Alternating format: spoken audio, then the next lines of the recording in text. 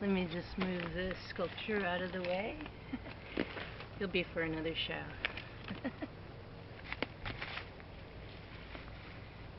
Hello everyone, thank you for joining me today on Arts and Creativity, or Art Talk, whichever you want to call it. My name is Darkmoondoll.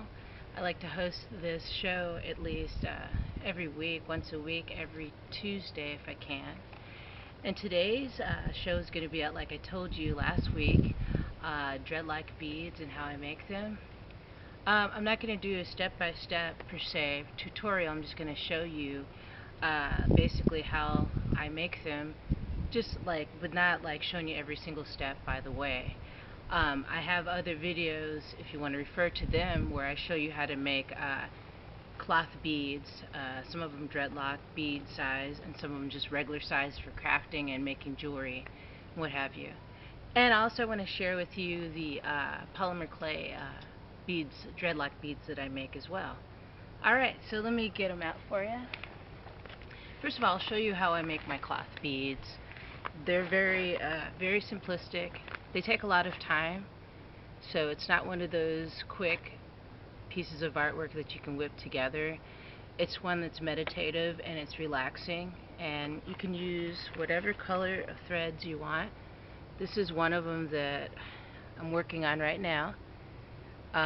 Usually when I make my beads, I just like kind of go instinctively or whatever. I don't really have a plan out. This time, when I started making it, I thought, oh, it'd be cool to have like a face or skull on it. So let me show you on the other side. This is what I did. I drew it out first so that when I sew it onto here, it actually looks like, well, it doesn't look like a skull yet, but I'm not done with it. But it's getting to where it looks like a skull rainbow bead. So, and that's what it's going to be when I'm finished with it, I think. So anyway, that's how easy it is. You just pick out any threads that you want and use those for it. Yeah, check out the video on how to make the fabric embroidered beads that I made a while back, and it'll help you out. Here's another one of the beads that I've made, and it's an ankh. It's a bigger sized bead, so for a little bit of a bigger thread. It's not that big of a hole. The hole probably fits like one of my skinny dreads in the front here. Let's see, I'll show you. Fits this one. So this one was on my shop, on my Etsy shop. I'm considering reposting it again. So if you're interested in purchasing any of my beads or seeing more of my beads, just go to my Etsy shop. It's www.darkmoondoll.etsy.com. So yeah, I make fabric beads. I make polymer clay beads, and here's one of those dreadlock beads. And this one is a moon. It's right here. See? It's polymer clay. I mixed I think 3 different colors: orange, maroon, and silver. Oh, and also white. So that's 4 different colors in there. And then if you guys want, put it down below in the comments if you're interested in seeing how I make the polymer clay beads. Let me know and I could do a tutorial on that. No problem. Those are pretty easy. The polymer clay beads are, I don't know if I'd say easy, but I take my time with it. You know, you can buy, it's very essential that you buy the right clay, right kind of clay. Because recently I bought some clay that it burned. It caught on fire inside of the little toaster oven that I use to bake it with. So I don't think it was the right kind of clay to actually bake. But usually I bought it because it was on sale, and usually that's how it goes. But anyway, look, here's another bead that I made. It's like a monster face bead, like a Halloween style bead. Other sides painted too. This is a polymer clay bead. Yep. And I glaze them all with with Mod Podge afterwards. That way it seals the paint onto it. You don't have to use Mod Podge. You can use any other sealants. There's other ones out there. There's one called Mini Max, and it comes in like a paint can, and that's pretty good. It dries like without a gloss on it. If you don't like it glossy, it dries without a gloss on it. And let's see, find another one. I'll show you another cloth one that I made. It's more of a sleeve than a bead per se. And this is it right here, this one. I don't know if you can see it well. But yeah, I really enjoyed making this one. This one you can fit like 2 skinny size dreadlocks into. See that? Looks kind of pretty, huh? I think I want to make more of the bigger ones, because that way I can offer them not just to people with dreadlocks, but to people who just want like a ponytail holder or something to hold their hair up in that looks nice and decorative.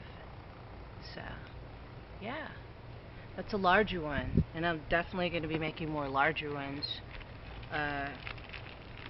With me myself, my dreadlocks range in size, so whatever I do wear beads, it's going to be like all kind of different sizes.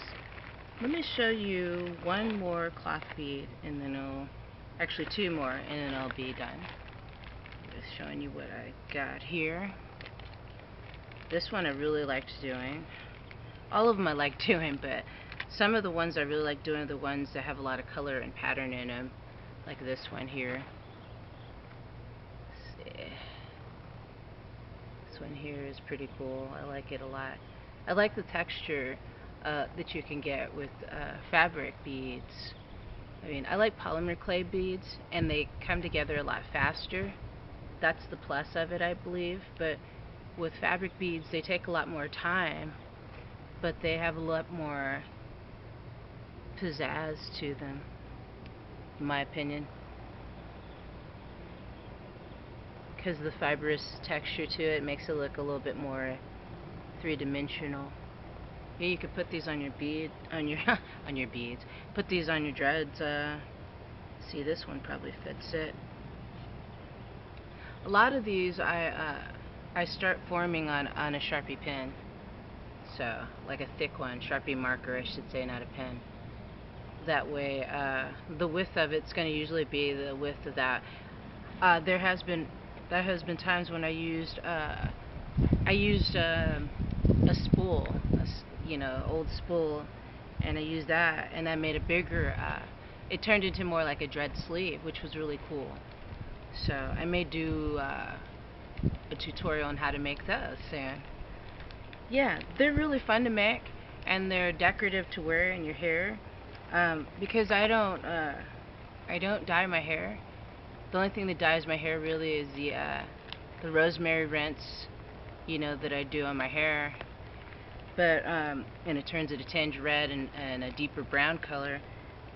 But way back when, I used to like to dye my hair different colors and stuff, and instead of doing that, I like to wear beads, when I want to switch up and have a little bit of color and a little bit of extra decoration going on in my dreads. I'll just like make some beads, some cloth dread beads, and they take a long time. One bead for me takes, like when they're ornately designed like these are, one of them can take me about an hour to make, and if it's a bigger one, it could take 2 hours. But it's not about the time that is required to make it. It's about relaxing it and like meditating with it and seeing the patterns form in it. And after it's done, it's just this really very, very interesting design that you can adorn your head with. And here's the last one I want to show you. It's a skull bead, and I use recycled fabrics as the base, so there's like a shiny like blue and silver fabric that I used. So these are upcycled fabrics. I like to use recycled fabrics and recycled objects within my art, just in general. That way we can reduce all the trash in the world. So anyway, yeah, I really like this one a lot. I like how it turned out. A lot of work done to it. This one took me quite a while. Some of them I come back around in it, and then someone mentioned that saw one of the tutorials I did for cloth beads mentioned, why don't you try putting like what was it, crystal beads or some rhinestones on them. So that could be like a feature show coming up once I get supplies for that. So yeah, it's kind of fun. It's fun to be able to adorn your hair with things, that aren't like chemically toxic and won't like, damage your hair. Your hair falls out by trying to do new things with it. I mean, I see all kinds of really cool things that people are doing with their dreads, like with, dyeing them different colors and all that. It looks really cool, but for me, ultimately, it becomes damaging, and I don't want to do that. So, for my hair, I'm just saying for my hair, if you want to do that's cool, and maybe it's not damaging for you. But, yeah, I like the beads. The beads are fun, and, the colors and all that. I find if I'm in a really down mood and I put on the beads, I feel like lifted up or empowered. So, yeah, and it makes you feel good about the hair on your head.